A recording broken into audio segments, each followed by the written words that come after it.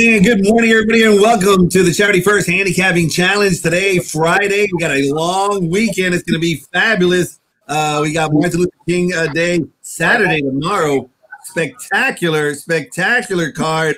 Hats off to the great Chris Mertz, who put on a tremendous card. And tomorrow, of course, we're going to have an early post time at 12 noon.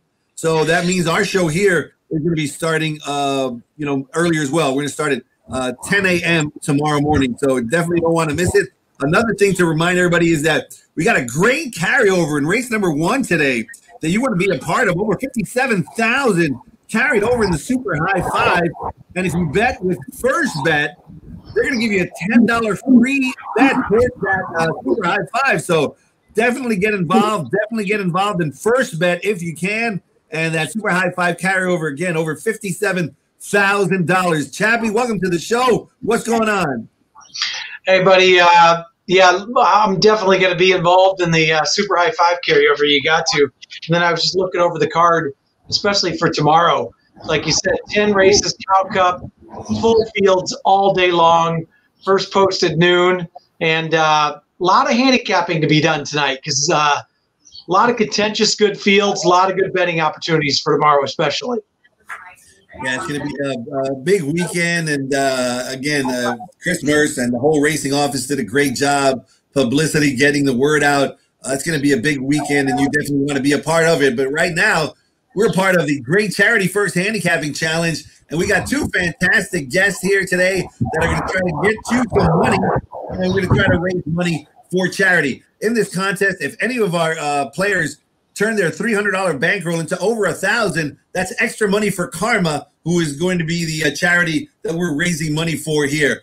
Each of our contestants starts with $300. They're going to be get $100 to win on a horse, $100 exacta in one race, whether it be straight or a box or part wheel for $50, or a daily double, straight $100 daily double or $50 part wheel daily double as well. I'm going to start introducing my guest, Bill. Bill Crawford's been a friend of mine for years, a poker player that I play poker with a lot. I love this guy, his whole family. He's got grandkids that are just so beautiful, and sharp handicapper as well. One of the best handicappers that I know, always right there. He's put in some big bets in the Kentucky Derby, just missing with some long shots and hitting in others. So excellent handicapper, great poker player, great friend. Welcome to the show, Bill. Thank you.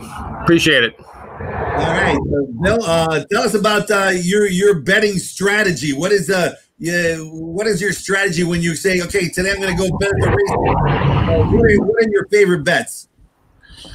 My favorite bets are exactas, trifectas, those kind of things.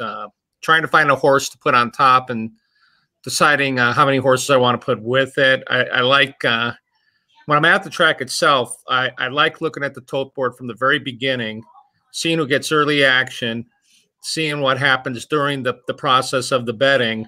I've been doing that since I was a kid, when I first started going over to Santa Anita when I was a senior in high school, when they'd open the gates after the 9th race. And been using that kind of strategy.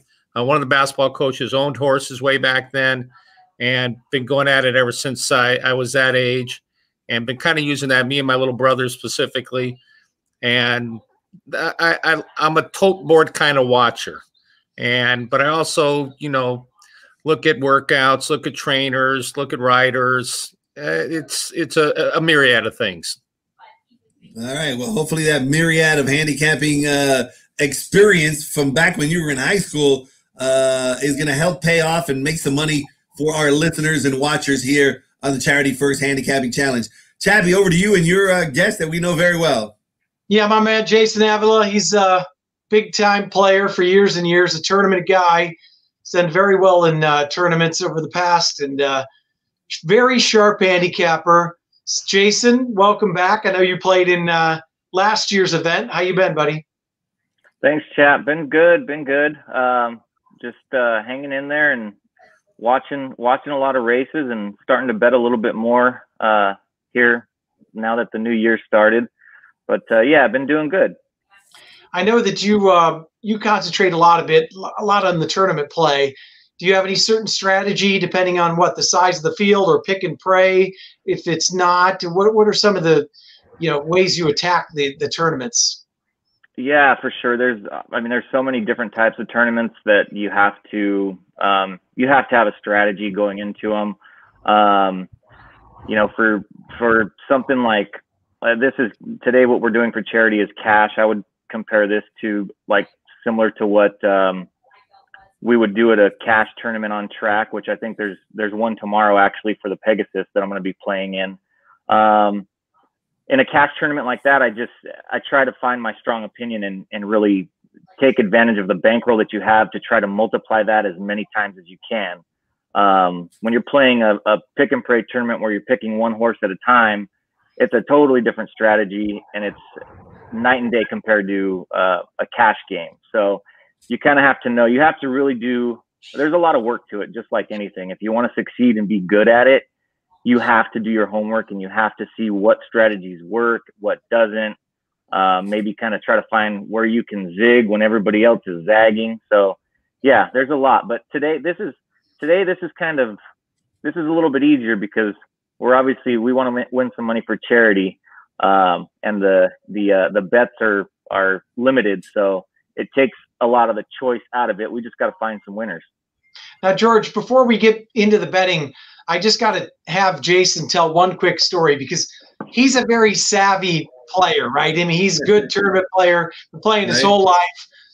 And we've all done the classic, oh, you got it before the wire to somebody else. And Jason, in a big tournament, actually, you got it in himself. So can you tell that story? Yeah, you were right there with me, chap. Yeah, it was a big cash tournament. It was I think 2 years ago, maybe 3 years ago. And I had a horse that, after watching so many races for over 30 years, you would think that you would never celebrate before the wire, especially when you got a tired horse that just did everything he could to put away the other horses. I just got ahead of myself. No excuse. And I got snapped. I got snapped literally on the wire. I watched that replay probably at least once or twice a year. And every time I watch it, I think there's no way this horse is going to get caught. But it happens. That actually very similar thing happened last week in a race. I think it was it might have been it was at Santa Anita. Yeah. So it happens, and it to the best of the gamblers, we get a little excited, and it was fun though. It made for good TV at my expense. That's all right.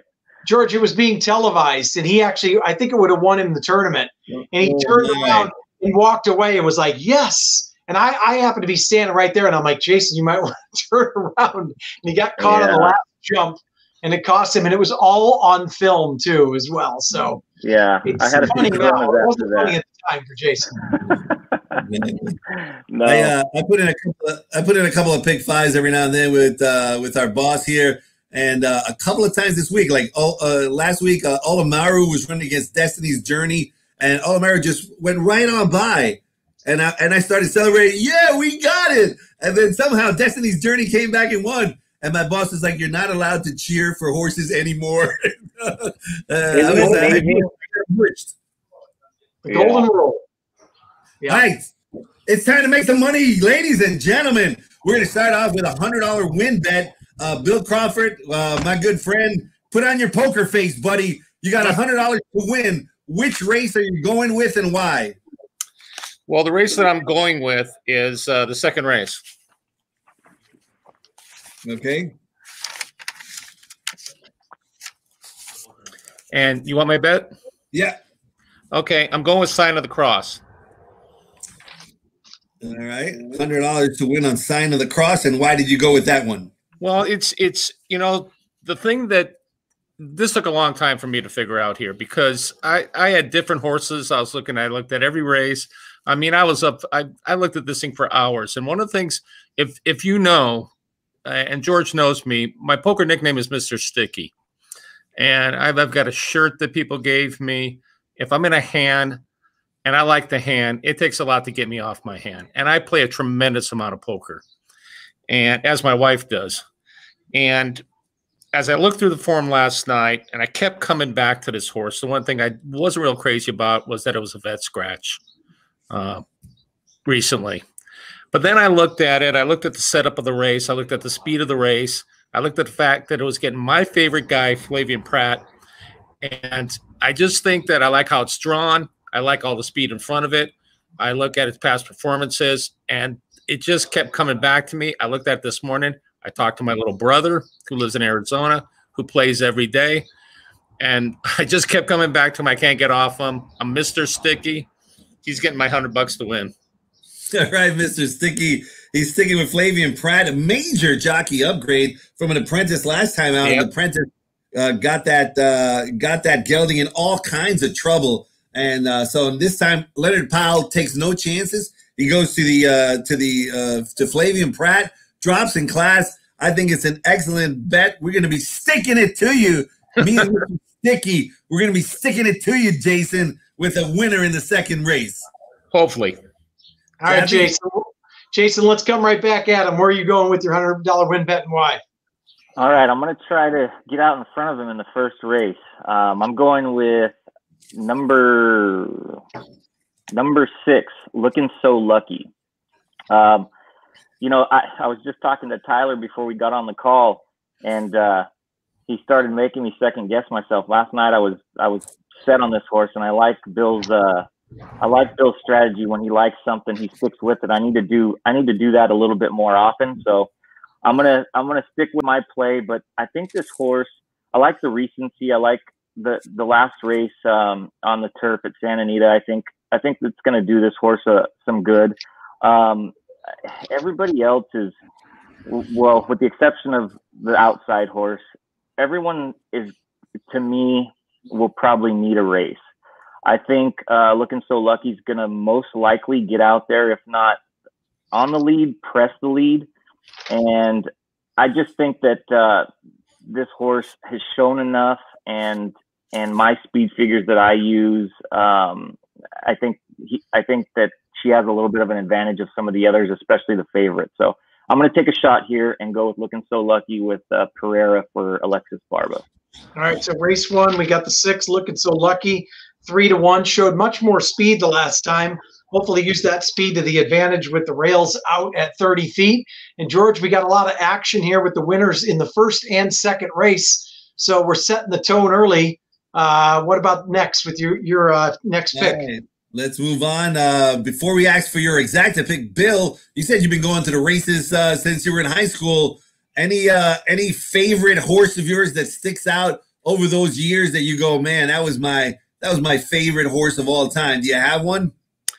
Well, my favorite horse of all time was probably the horse that made me the most money in the last race of a pick 10 that I had years ago. And the horse was a horse called Radar Contact, who was a baby of Radar Heads. And I hit a pick 10. I hit 9 out of 10. And it paid 14 grand on a $1 ticket. But I goofed up because I put the favorite in on one of those races, and the jockey came off the horse. I actually hit the horse who won the race, and I should have stuck with that instead of thinking, okay, the favorite, no way, it's not going to be first or second. And it was a place pick 10. And stupid me, I should have put that. Otherwise, I would hit the whole pool, which was 42 grand because 3 people hit it. But that was the horse that won the last race for me. And I was all over that horse too. And it paid like 20 something that day. And I won a whole bunch of money that day. And you guys don't know, but George knows, I'm a retired cop. I worked at Monrovia PD. I would work graveyards, and I'd sit there and read the form on graveyards, go to early bird, make my bets, watch the results that night. And when I hit it that night, and I started screaming when I hit it, my wife's going, what's going on? What's going on? You having a heart attack or something? I just hit the big time for, almost 15 grand. And, it's just really cool. And so that's one of my favorite horses. But my all-time favorite, Gate Dancer, man. I love the Gate Dancer a lot.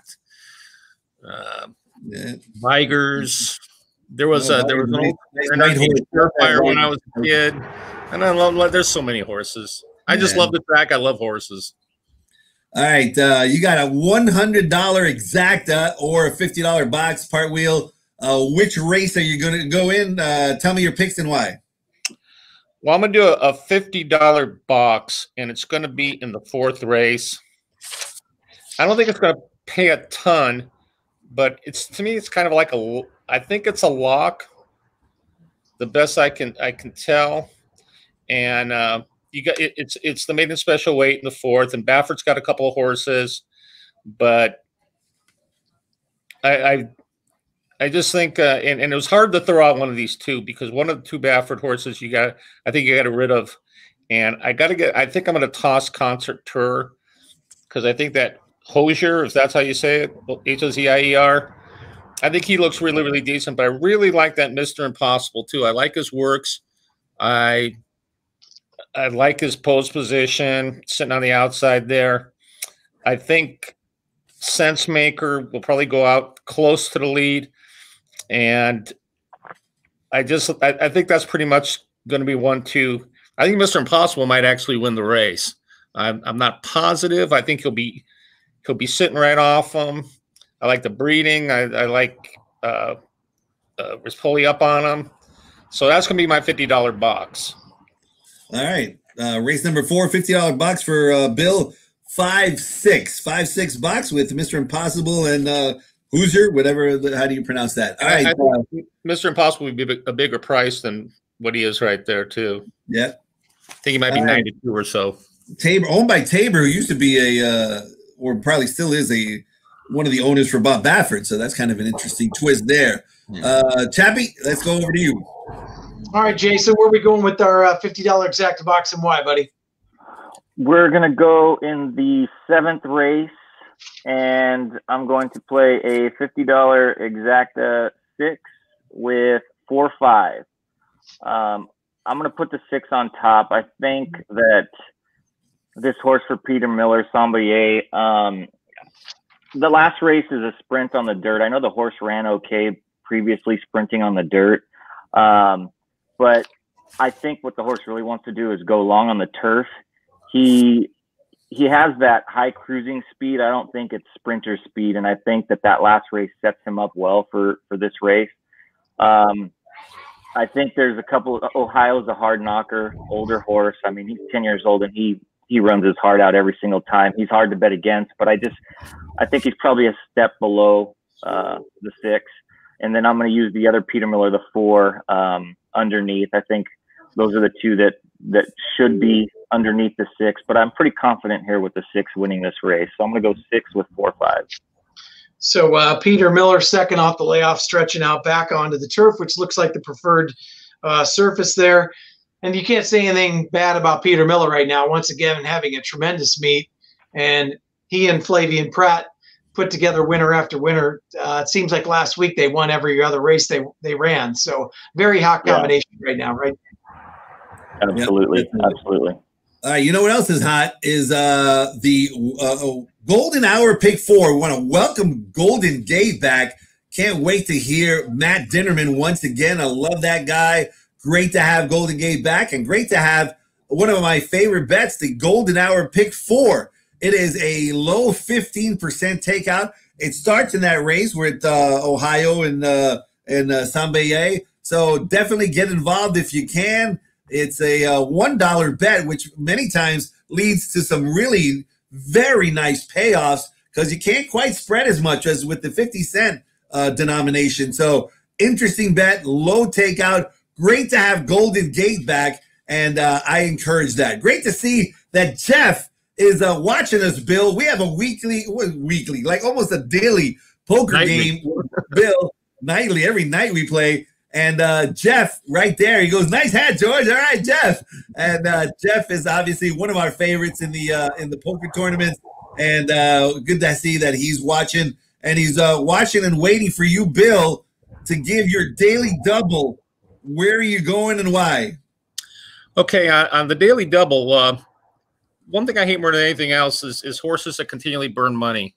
And if anybody I think people should stay away from is in that 3rd race, that Little Richard Bello. It just keeps burning. And I don't think that fat stacks for after its first race really did anything wrong. And I don't know if I think it got caught a little bit down on a rail and probably didn't want to go through. They get a little bit shy down there. I like its post position a little bit more. I'm going to key him $50 double to both Hoosier and Mr. Impossible in the fourth. All right, $50 double starting in the third. For you guys that are watching, there is a scratch in that race. Number 3, Fly Buddy Fly. That means that Arrivederci Roma, number 11, gets in. But my man is going with Fat Stacks, 1 start. JJ Hernandez, hottest jockey on Which the I ground. like a lot. And Bob has, of course, a wonderful trainer. So looks like any kind of second-time improvement could get that winner in the winner's circle. And, of course, we talked about both Mr. Impossible and Hoser. So there's his daily double starting in race 3, the 5 with the 5-6. Tabby? Jason, before we get into your double real quick, since you play on a regular basis, when you're not playing in the tournaments, what's your favorite type of bet? Any certain thing you look towards during that bet, whether it be a pick 5, pick 4, double, whatnot? No, I don't try to lock myself into any specific bet. What I like to do is handicap and take my opinion and then see what bet makes sense. If I'm playing for more for fun and drinking with friends and that type of thing, I actually prefer to play like pick 4s and pick 5s, even if my handicapping doesn't really dictate that I should be playing that. And the only reason I do that is because I like to have fun and enjoy the company and all that stuff. So once you put the bet in, you can just sit and watch and root for your picks, and then you can back up certain things if you're trying to, you're live to something or there's something else that you want to add, a daily double or something like that. So yeah, but if I'm gambling to try to make money and over the long haul come out ahead or break even, I don't look to play a pick 4 every day. I'll look at something if I like one race, then I'll play exactas and tries, or I'll play, win only, or, something like that. So yeah, it just kind of depends. But if for fun, the pick 4s, the pick 5s for sure. Smart man. And he stays disciplined, George. That's something maybe we should take heed to. That's why he actually makes money at this game. All right. What about your double, buddy? So I'm gonna take a shot here. I'm gonna try to put a match to some bombs and light a big firework here. We're gonna be going in the same race against each other here, Bill and I. I'm going in the third race also. I'm gonna play a $50 double 6 to the 4-5. So I'm going bang for your buck in this race. I'm actually really excited for Golden Gate to get back running. I follow Golden Gate on a daily basis when they're running. I think this is a really good betting race. This horse has had the last 2 races has had excuses. I don't know what Catalino Martinez was doing last time. But the horse should improve off its last 2 races. The horse was really rank. He was wide on the backside last time, strangled the horse back, and still came with a run. They did go fast early, so he was kind of probably gaining on some tiring horses. But I'm going to take a shot here. I think this horse is going to, if Victor lets him go, which I hope he does, I think this horse will be towards the front. And so far on this turf course, this sprint, the new sprinting at Santa Anita with the 5.5 to the 6.5 out of the chute, speed is key. I think the short stretch makes it hard for closers to use that late kick, and it's hard to make up ground on the turn. So I would prefer to have horses up front. I think bang for your buck is going to be up front. Going to have to improve, but I think there is some improvement there. So we'll take a shot there. And then in the next race, I went with the 2 Bafferts. I thought it was a 3-horse race. I thought it was the outside 3. I ended up using both Bafferts just because I think Mr. Impossible might need a race. That mare was a long distance turf horse for Callahan, a stakes winner, I believe a graded stakes winner.